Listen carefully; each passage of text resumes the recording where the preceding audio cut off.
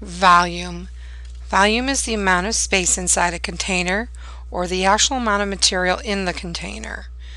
Its measurement is cubic units, also written as units with a little 3 symbol at the top right corner to indicate the word cubic. Some examples are, these are the names of the units: centimeters cubed, inches cubed, feet cubed, and yards cubed. Now, to find volume of a three-dimensional shape, in particular rectangular prisms or cubes, we take the length of that rectangular prism, the width, and the height, and multiply all those three measurements together. So volume is length times width times height.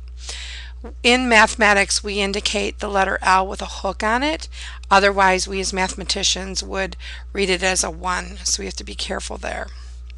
So, using the formula volume equals length times width times height,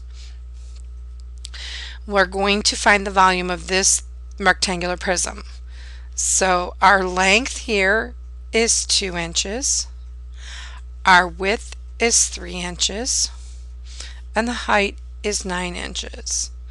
So just like we multiply order of operations left to right, 2 times 3 is 6, and then we'll multiply that by 9. Notice how I'm lining up the equal signs. And 6 times 9 is 54. Our label is inches, and since this is volume, it's cubic inches, so we'll indicate that with a little 3. We could also write it as 54 cubic inches, where you write out all the words. Okay. Now the volume of this is length, which is 10 feet, times width, which is 5 feet, and the height, which is 3 feet. So left to right, 10 times 5 is 50. Then we'll multiply that by 3. And 50 times 3 is 150. Equal signs are lined up. Label is feet. And since we're finding volume, it's cubic feet. Answer is 150 cubic feet. Now here you will see we have a compound figure. A compound figure is where you take two three-dimensional shapes and put them together to make one huge three-dimensional shape.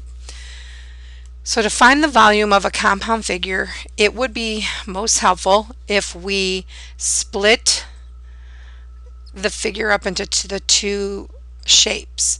So here in the front I have this small rectangular prism, and in the back I have this bigger rectangular prism.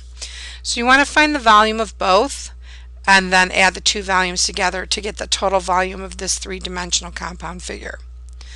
So to find the volume of, I'm going to go ahead and do the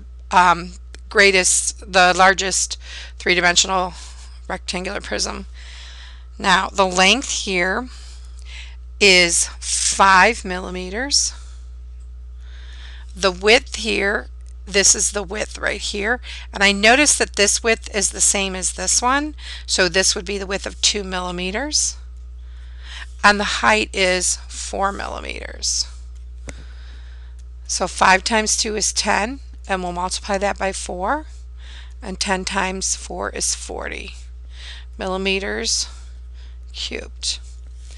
Now we need to find the volume of the smaller rectangular prism, which is up here in the front. So we need to find the length. Now we know that this whole entire side is 9 millimeters, but I noticed that this length here is 5 millimeters, so that would mean that this amount right here is 5 millimeters as well. So if we know that this is 5 millimeters and this whole side is 9, to find the amount that's left over here, which would be the length of this rectangular prism, would be 9 minus 5, which is 4. So this would be 4 millimeters. So we have our length of 4, our width is 2, And our height, we don't know what the height is here, but what we do know is that the height of this larger rectangular prism is 4 millimeters. So then this front here will be 4 millimeters. And I know that this is 2 right here, and this would be 4, so that's 2 of the 4. So what would be left over on this height would be 2 millimeters as well. So that's height of that rectangular prism in the front is 2. So finding the volume, 4 times 2 is 8. Multiply that by 2, which gives us 16 millimeters cubed. Now we'll take those two volumes and add them together to get the total volume of the entire compound figure, which is 56 millimeters cubed. Let's try another compound figure and find its volume. So we want to draw a line so that we can separate into the two pieces, the two shapes, and I have this huge bottom rectangular prism and then the smaller rectangular prism at the top. So let's find the volume of the rectangular prism at the top.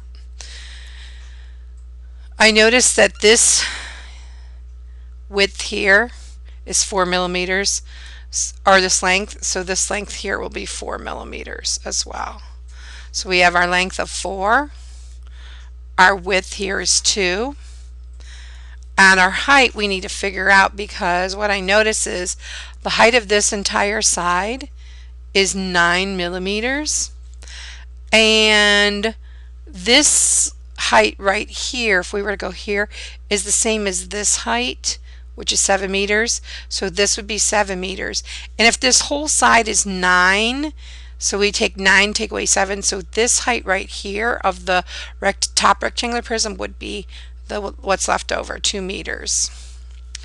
Ooh, I have a little oopsie doozy. This here, I had an accident here, a little bit of a goof up. Put that back. This should only be meters. Come on. Computer is stopping its little deal here. So that would be multiplied by 2. So we'll do 4 times 2, which is 8, multiplied by the 2 left over, and that's 16. So the total volume of this top rectangular prism is 16. I had the wrong label here and I'm trying to fix that. Okay. Now we're going to find the volume of the bottom rectangular prism, and so our length is 5, our width is 4, and then our height is 7. So 5 times 4 is 20, and multiply that by 7 to get 140 meters cubed. And I did forget to put the meters cubed label on this volume. So to find the total volume of this compound figure, we take the two volumes of each of those shapes, 16 and 140, and we get 156 meters cubed. That's how you find volume.